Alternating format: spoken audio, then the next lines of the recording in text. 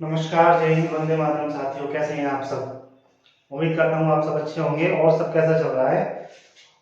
एक बार फिर से आपका स्वागत है। और हम आ गए हैं कक्षा 10 का चैप्टर नंबर 2, तुलसीदास द्वारा रचित राम लक्ष्मण परशुराम संवाद। ठीक है, ये रामचरितमानस के बालकांड से लिया गया बड़ा ही विख्यात ये टॉपिक है। और है क्या इसमें, ये जब भगवान राम और सीता जी का स्वयंवर होता है तो वहां एक शर्त रखी जाती है। और वो शर्त होती है कि भगवान शंकर का धनुष होता है, उसको उठाने के लिए शर्त होती है। लेकिन जब श्री राम उसको उठाते हैं और उस पर प्रत्यंचा चढ़ाने का प्रयास करते हैं तो वह धनुष टूट जाता है।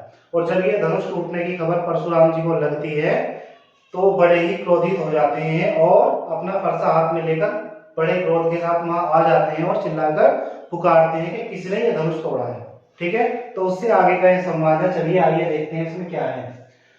जब वो चिल्लाकर पूछते हैं कि ये धनुष किसने तोड़ा है, किसका इतना साहस हुआ कि जिसने भगवान शंकर जी का धनुष तोड़ दिया है। ठीक है, तो आगे क्या कहते हैं राम फिर, नाथ शंभुधनु भंजनिहारा होई है क्यों एक दास तुम्हारा, ऐसे का कहिए कि मोही सुनी निसाई बोले मुनि कोही।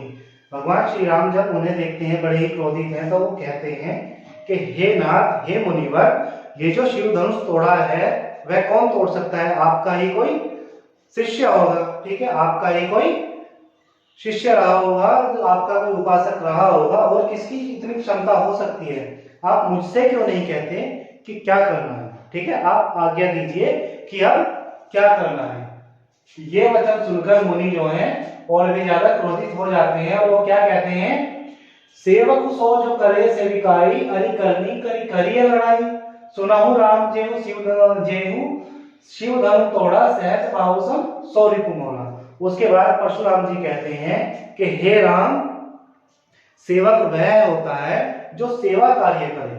ठीक है, इस प्रकार का कृत्य करने वाले के साथ मैत्री नहीं की जाती है, उसके साथ लड़ाई ही करनी चाहिए। ठीक है, इसलिए आगे वो कहते हैं कि जिसने ये शिव धनुष तोड़ा है वो सहस्त्र बाहु के समान ही मेरा शत्रु है। सहस्त्र बाहु अर्थात जिसकी 100 भुजाएं थी, उसका वध किया था परशुराम जी ने, उनका बहुत बड़ा शत्रु था। और उसी को आधार बनाकर वो कहते हैं कि सहस्त्र बाहु सम 100 रिपु मोरा, यानी वह मेरा ऐसा ही शत्रु है जैसा सहस्त्र बाहु था। ठीक है, इसके बाद वो कहते हैं सो बिलगाओ बिहाई समाजा नेता मार जही सब राजा।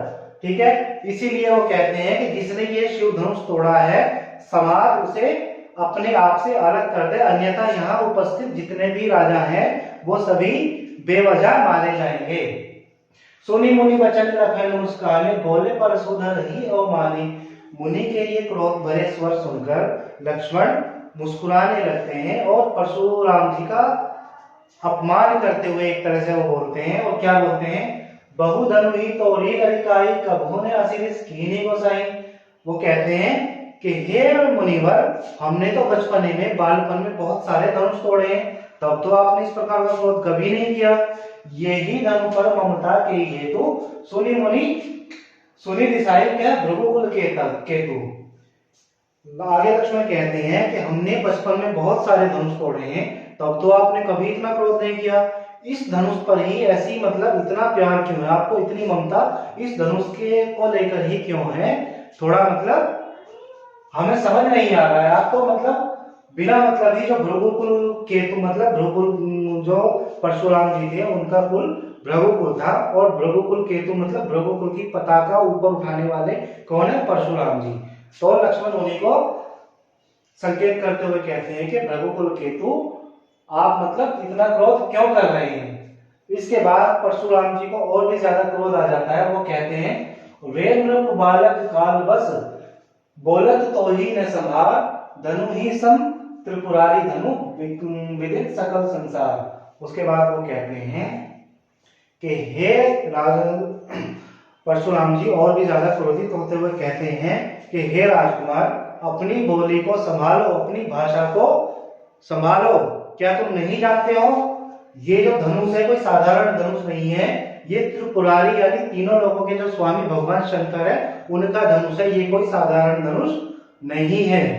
ठीक है, आगे लखन फिर से क्या कहते हैं, वो फिर से हंसते हुए कहते हैं, लखन का हंसी हमरे जाना सुनाओ देव सब धनुष समाना का छति लाभ जून धनु तोरे देखा राम नयन के बोले। इसके बाद लखन उनकी बात सुनकर थोड़ा और मुस्कुराते हैं फिर से, और फिर वो कहते हैं कि मैं तो समझ ही नहीं पा रहा हूं मुनिवर कि इस धनुष को तोड़ने से क्या लाभ और क्या हानि हो रही है।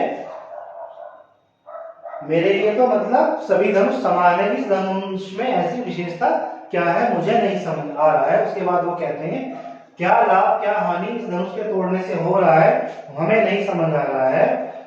मुनि देखा राम नयन के बोले। आगे वो कहते हैं राम ने तो इसको केवल आंखों की कनखियों से मतलब जैसे साइड से देख लेते हैं, देखा अर्थात छुआ तो टूट रघुपति ने दोसु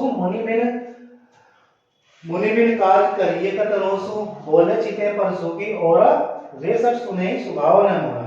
आगे वो कहते हैं लक्ष्मण के राम ने तो केवल आंखों की कनखियों से इसे देखा भरता यह टूट गया, राम ने तो इसको छुआ भी नहीं था।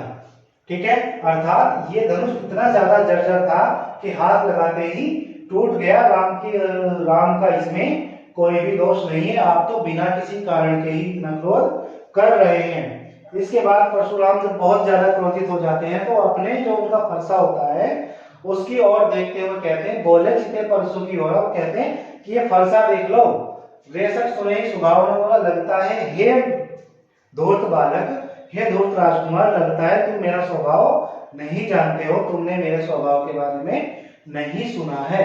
आगे वो कहते हैं बालक बोली बधो नहीं तो ही केवल मुनि जड़ जानी मोही, कि मैं तो तुम्हें बालक जानकर तुम्हारा वध नहीं कर रहा हूं, लेकिन लगता है तुमने तो मुझे केवल क्या एक जड़ मुनि समझ लिया। जड़ मुनि मतलब केवल एक ऐसा मुनि जो समाधि लगाना जानता है और प्रवचन करना जानता है।